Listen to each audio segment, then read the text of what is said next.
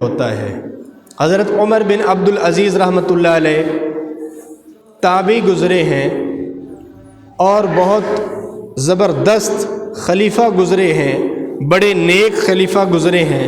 سن 99 ہجری سے 101 ہجری تک ان کا دور خلافت رہا۔ 2 سال 5 مہینے انہوں نے خلافت کی۔ بن عبدالعزیز رحمۃ اللہ علیہ بڑے ہی نیک اور بڑے صالح آدمی تھے اور بڑے خوش لباس تھے، لباس بھی بہت اچھا پہنتے تھے، خوشبو بھی بڑی اچھی استعمال کرتے تھے اور بڑے مال و ثروت والے تھے۔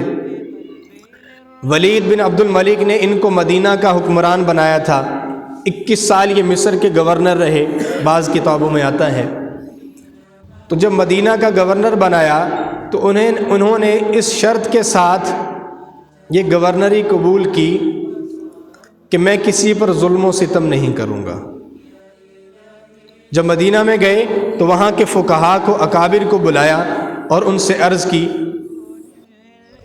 کہ مجھے آپ کی مدد درکار ہے، خیر کے کاموں میں آپ کی مدد درکار ہے، جہاں کہیں ظلم و ستم ہو آپ مجھے بتائیں اور مجھے آپ کے مشوروں کی ضرورت ہے۔ یہ وہ دور ہے جب کسی کو تھوڑا سا عہدہ مل جاتا، جس کے پاس خلافت آتی تو وہ اپنے مخالفین کے قتل سے بھی باز نہ آتا۔ حتیٰ کہ حجاج بن یوسف کا زمانہ اس سے پہلے چند سال پہلے گزرا تو اس نے اپنے مخالفین کو چن چن کر قتل کروایا، صحابہ کے قتل سے بھی دریغ نہیں کیا۔ حضرت حجر بن عدی رضی اللہ عنہ مشہور صحابی ہیں، ان کو بھی اس حجاج بن یوسف نے شہید کروایا۔ اب ایسا ظلم و ستم کا بازار گرم ہے، اور اسی ظلم و ستم کے بازار میں اور ماحول میں اور معاشرے میں اللہ رب العزت نے عمر بن عبدالعزیز رحمۃ اللہ علیہ کو خلافت کی ذمہ داری عطا فرمائی۔ اس سے پہلے، خلافت سے پہلے، بڑے مالدار، ناز و نعمت میں پلے ہوئے، بڑی سہولیات والے، لیکن جیسے ہی تخت خلافت پر بیٹھے تو ان کے اطوار بالکل بدل گئے، ان کا طریقہ کار بدل گیا، زندگی کا سارا انداز بدل گیا، اور ان کے پاس جتنا مال و دولت تھا سارا کا سارا بیت المال میں جمع کروا دیا، بیت المال میں جمع کروا دیا، اور اپنے عزیز و اقارب کو بلایا جن کو پچھلے خلفاء نے بڑی بڑی جائیدادیں عطا کی تھیں، اور ان سب کو جمع کر کے کہا کہ دیکھو ان ساری جائیدادوں پر تمہارا حق نہیں ہے، سارے مسلمانوں کا حق ہے، تمہارے لیے اس کو رکھنا جائز نہیں ہے۔ انہوں نے بہت پس و پیش کی اور بہت حجت بازی کی، لیکن انہوں نے فرمایا کہ جو مرضی ہو جائے یہ کام میں کر کے رہوں گا۔ اور فجر سے شروع ہوئے ظہر تک دستاویز منگواتے جائیدادوں کی، اور اب جتنے بھی ان کے اقربا تھے، اعزاء و اقارب تھے، ان کو جائیدادیں جو ملی ہوئی تھیں خلاف شرع، ان کی دستاویز لیتے اور ان کو پھاڑتے جاتے، ان کی دستاویز لیتے اور ان کو پھاڑتے جاتے، اور ساری جائیدادیں وہ بیت المال میں جمع ہو گئی، سارا مال و دولت وہ بیت المال میں جمع ہو گیا۔ پھر جب ان کے پاس شاہی سواری لائی گئی، سواری کے لیے کہیں جانا تھا انہوں نے سفر پہ، تو فرمایا کہ یہ سواری لے جاؤ، میرے لیے میرا خچر کافی ہے، میرے لیے میرا خچر کافی ہے۔ تو جب اللہ کی محبت دل میں آتی ہے اور جب اللہ کا عشق دل میں سرایت کرتا ہے، جب اللہ کا تعلق بندے کو نصیب ہوتا ہے، تو پھر فقر و فاقہ بھی اللہ سے دور نہیں کرتا اور مال و اسباب بھی اللہ سے دور نہیں کرتے۔ باوجود یہ کہ اتنی بڑی سلطنت کے خلیفہ ہیں، اتنی بڑی طاقت ہے، اس کے باوجود عاجزی اور انکساری، اس کے باوجود فقر و فاقے والی زندگی کو اختیار کیا، اپنا سارا کچھ وہ بیت المال میں جمع کروا دیا۔ کیا تھا؟ اللہ کی محبت دل میں تھی، اللہ کا خوف دل میں تھا کہ اللہ کے سامنے حاضر ہونا ہے۔ ان کی بیوی کے پاس، یہ عبد الملک کے داماد تھے، عبد الملک بن مروان، اس سے پہلے ایک خلیفہ گزرا عبد الملک بن مروان، اور کافی سال اس نے حکومت کی۔ تو یہ اس کے داماد تھے، حضرت عمر بن عبدالعزیز رحمۃ اللہ علیہ، اس کے بھتیجے بھی تھے، داماد بھی تھے۔ یہ حضرت عمر بن عبدالعزیز رحمۃ اللہ علیہ، یہ حضرت عمر فاروق رضی اللہ عنہ، صحابی رسول حضرت عمر فاروق رضی اللہ عنہ کی پوتی کے بیٹے بھی تھے، یعنی ان کی والدہ ام عاصم حضرت عمر رضی اللہ عنہ کی پوتی تھی، اس لیے ان کی رگوں کے اندر خون فاروقی بھی تھا۔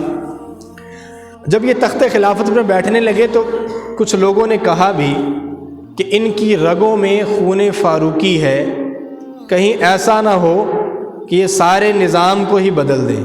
اور ہوا بھی ایسے، انہوں نے حضرت عمر فاروق رضی اللہ عنہ کے پوتے حضرت سالم کو بلوایا اور کہا کہ میں سارے نظام کو حضرت عمر فاروق رضی اللہ عنہ کے نظام کے مطابق کرنا چاہتا ہوں، اس لیے جتنی بھی ان کی دستاویز ہیں، جتنے بھی ان کے خطوط عمال کے نام ہیں، وہ سارے میرے پاس لے کے آؤ تاکہ موجودہ نظام کو اس نظام کے مطابق کیا جا سکے۔ تو جب تخت خلافت پر قدم رکھا تو گھر گئے اپنی بیوی کے پاس، جو بہت بڑے بادشاہ کی بیٹی تھی اور ابھی موجودہ خلیفہ کی بیوی بھی تھی۔ تو اس کے پاس ایک بہت قیمتی پتھر تھا جو اس کے والد نے دیا تھا۔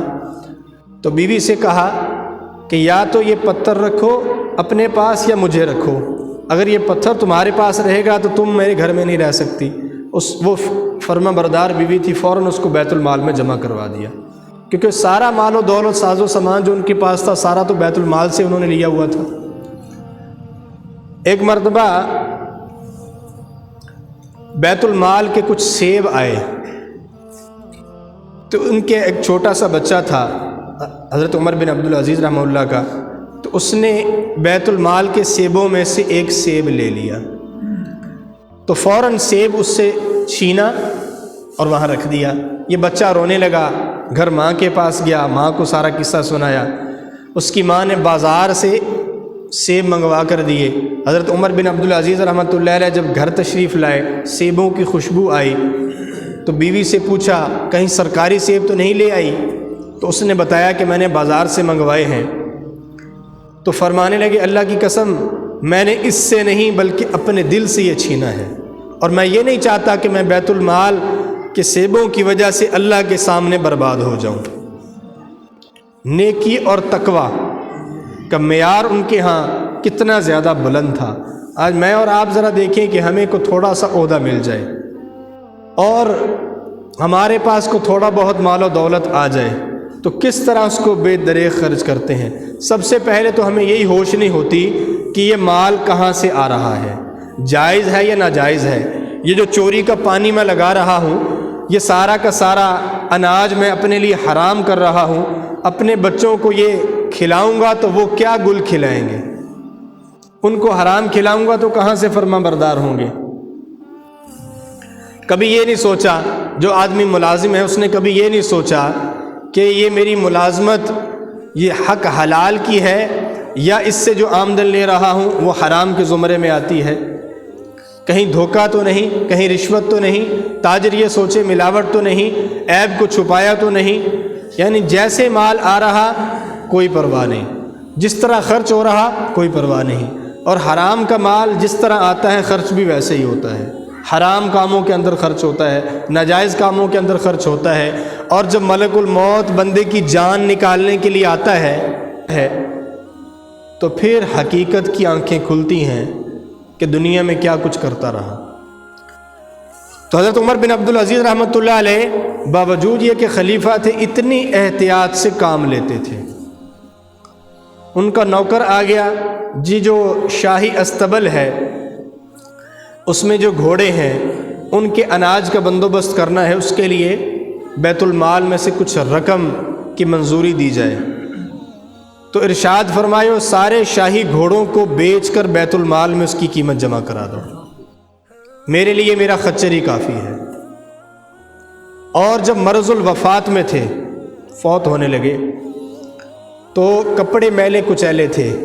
ان کے سالے مسلمہ نے کہا اپنی بہن سے کہ اپنے میاں کے شوہر کے کپڑے تو بدل دو، تو وہ خاموش رہیں. پھر جب انہوں نے اصرار کیا تو کہا ان کے پاس یہی ایک ہی جوڑا ہے، ان کے پاس ایک ہی جوڑا ہے، اور یہ وقت کے خلیفہ ہے، یہ وقت کے خلیفہ ہیں.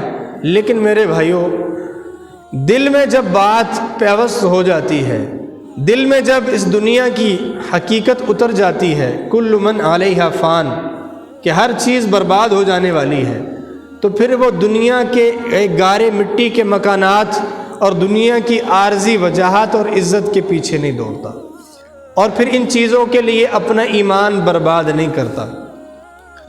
حضرت عمر بن عبدالعزیز رحمۃ اللہ علیہ نے اپنے بچوں کو بلایا، جب فوت ہونے لگے تو اپنے بیٹوں کو بلایا اور ان سے کہا کہ میرے بیٹوں، میرے بچوں، میرے سامنے دو راستے تھے. ایک راستہ یہ تھا کہ میں تمہارے لیے مسلمانوں کے مال میں سے مال جمع کرتا، یعنی حرام مال جمع کرتا، اور اس کی وجہ سے جہنم میں جاتا. تم تو عیش و عشرت کی زندگی گزارتے اور میں جہنم کی آگ میں جاتا.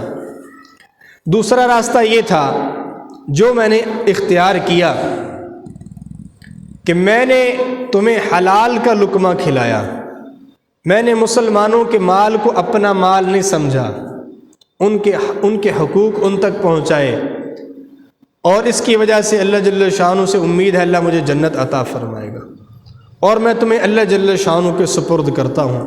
اللہ تمہارا نگہبان ہے.